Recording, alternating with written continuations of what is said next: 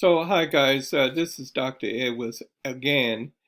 I'm taking this presentation from my Quantum Mechanics Demystified book on the harmonic oscillator. So let me just give you some brief understanding here.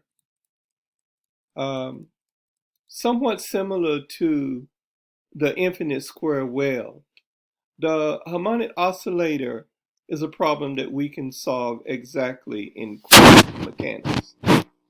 So firstly, I will give the Hamiltonian for the harmonic oscillator, and then we'll look at obtaining the eigenstates and the eigenenergies, and we'll learn a little bit about the raising and lowering operators.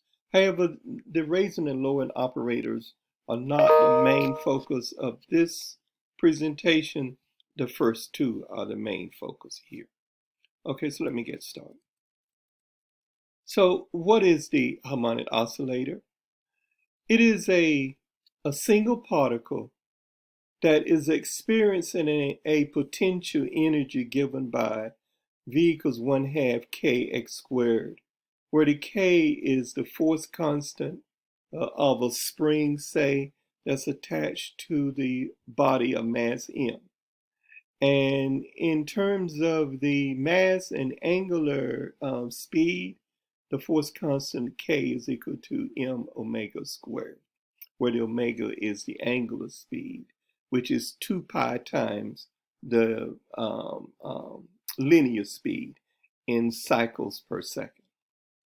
Now, the solution of the Schrödinger equation for this potential is given in what are called the Hermite polynomials.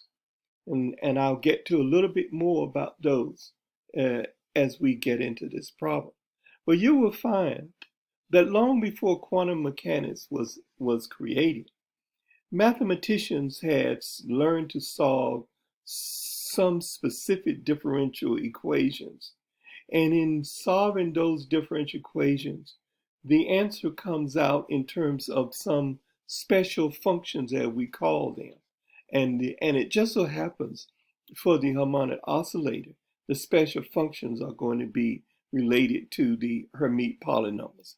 Other special functions are the Bessel functions and the Legendre functions, as we will encounter in other aspects of quantum mechanics.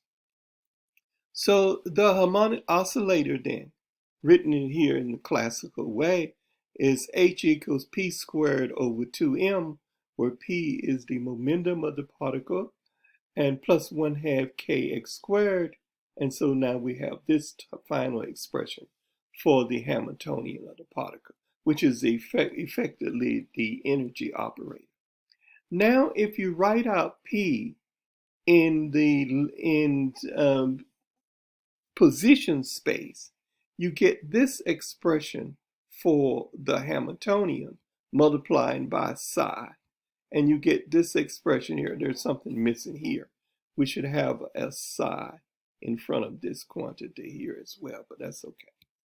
So this is now the part of the time-independent Schrödinger equation that has to be solved. It's a simple, well, not simple, but it's a second-order differential equation with variable coefficients. How to solve this equation? Well, firstly, the equation needs to be written in its standard form. And if you make this substitution, that u equal to the square root of m omega h bar times x, x is not under the square root sign, and that E, capital E, is related to epsilon.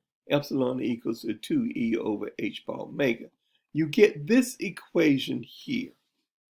Now you say, okay, this is a second order differential equation, but the coefficients in front of the d second side, dx side, is 1. But the coefficient in front of psi is not a constant. It's a variable. Because you see here, u is a variable, and for any given energy, epsilon. So you now how to solve this. And the method of solving then leads you to these Hermite polynomials that are represented here by capital H sub n as a function of u. And so it turns out that the general solution to this equation, unnormalized, is the Hermite polynomials times e to the negative u squared over 2. And we go one step further. Now we substitute back for u, and you get e to the negative m omega x squared over 2h bar. And the Hermite polynomial is there still, and the wave function need to be normalized. So this wave function is not normalized. But so every stationary state wave function must be normalized. So we set out what must be the a sub n to have this wave function normalized. This is a picture of some of the wave function. So the author goes through the process here, come up next, on showing you how to normalize the wave function. But firstly, in this example, we look at the ground state. Now, so obviously we have made a substitution for the Hermite polynomials for n equals 0. And we have gotten the value of a sub n, the normalization constant also. And he has this, show that the ground state wave function of the harmonic oscillation is normalized. So if a wave function is normalized, if you integrate the wave function against itself, or you integrate the square of the wave function in this case, you should get 1. And what he does here, he goes through, he shows you the process of performing this integration, and you can use the table of integrals. And you show that the integral from minus infinity to positive infinity of psi 0 squared of x dx is equal to 1. That means then that that the ground state wave function is indeed normalized here. Let's go on. Okay. Now, so this is the general normalization. He goes through this process here, and he shows you how to get a sub n. And it turns out that a sub n then is 1 over the square root of 2 to the n times n factorial times the quantity m omega pi h bar to the 1/4 power. You put that in, and so this then, this rather odd looking expression, is the stationary state wave function of any of the discrete states of the harmonic oscillator. N equals 0 is the ground state. N equals 1 in first case is the first excited state. N equals 2 is the second excited state, on and on and on. Okay, what are the energies? It turns out that the energy for the harmonic oscillator is also a discrete quantity. It is E sub n is equal to the quantity n plus 1/2 h bar times omega.